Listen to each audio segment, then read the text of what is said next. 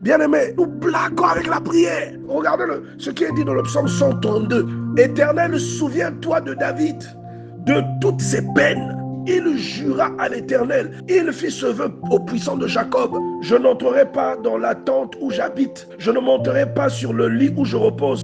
Je ne donnerai ni sommeil à mes yeux, ni assoupissement à mes paupières, jusqu'à ce que j'ai trouvé un lieu pour l'Éternel, une demeure pour le puissant de Jacob. Les puissantes prières, ce ne sont pas celles où vous criez, celles où vous dites des choses tout haut, mais il y a un certain degré de prière, c'est plus de l'émotion qu'autre chose. Et quand vous parlez, celui pour qui vous ressentez cette émotion, il vous écoute et il vous exauce. Le Seigneur parle de plusieurs sortes de prières. Et je suis en train de te dire que tes larmes peuvent prier.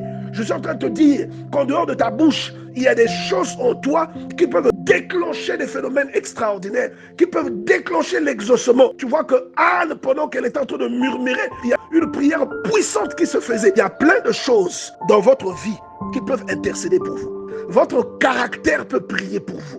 La prière, c'est aussi un caractère, c'est un comportement, c'est une façon de se conduire. Même votre sang peut parler à Dieu. Genèse chapitre 4 verset 10. Et Dieu dit, qu'as-tu fait?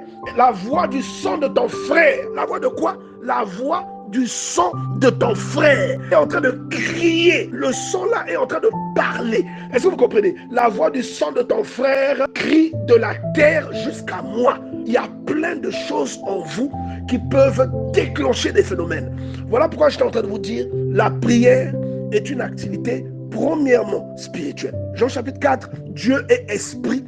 Il faut que ceux qui l'adorent en esprit et en vérité.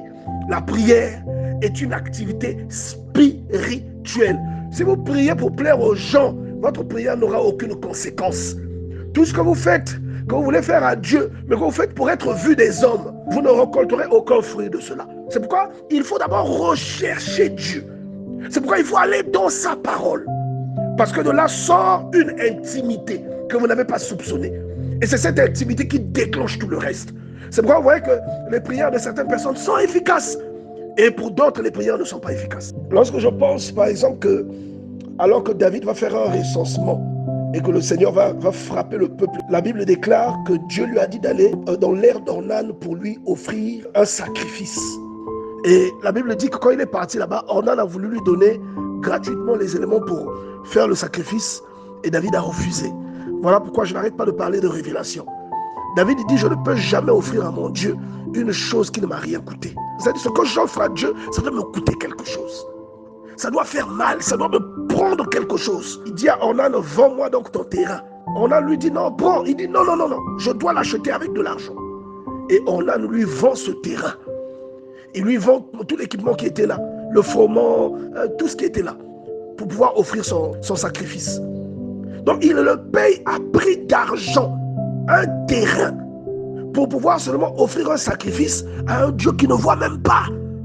Mais nous blaguons avec la prière. Nous blaguons avec la prière.